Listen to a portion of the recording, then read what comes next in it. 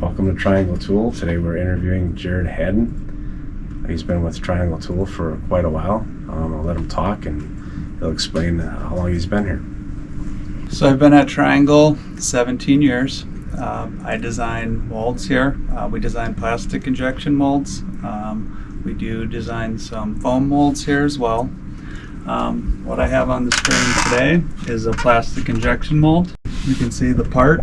We'll get a part model from a customer.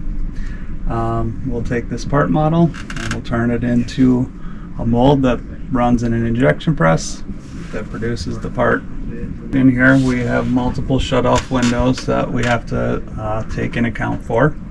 Multiple actions. So if you see the part here, you can see that there's this pocket in here. In order to mold that, we need slides, which in this case are all run by hydraulics. So we have to take an account for that.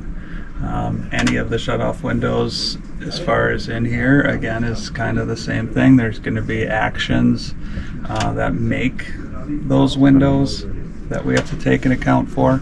So obviously you don't want any plastic flowing in those parts, so all those little windows that we see there, they're actually shut-off windows, and that's got to be probably within about a half a thou from flashing. Yep. All of our shut-off windows are really pretty tight tolerances. Otherwise, you're going to get plastic flashing in those windows. Then, correct? Correct. So I can actually zoom up. If you look at this window here, you're going to be looking at it right here. See, a lot of people don't realize what's all involved when they look at a plastic part. You know, it's pretty involved. Yeah, that's very true. I mean, you look at a part and you're happy with it in your hands, but when you get something complicated like this, there's a lot that goes into to create that.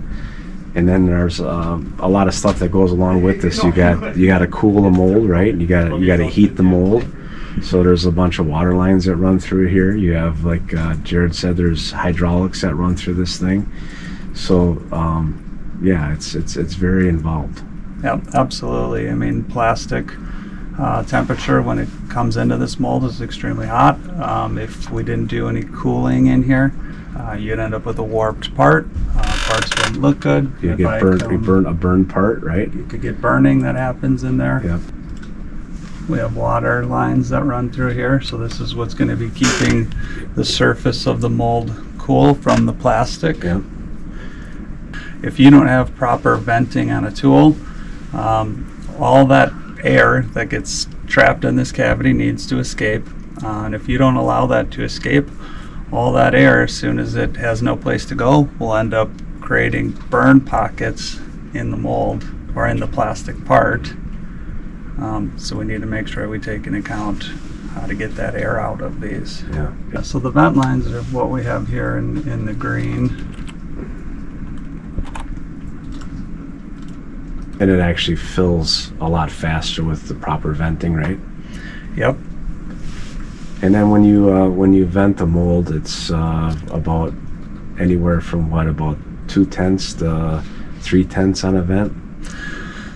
Depending on the plastic material that goes in there, the venting could be half a thou to a thou. If it's a thicker plastic, people have gone as much as 2. Okay. So it varies depending on the material that Okay. is going to be run.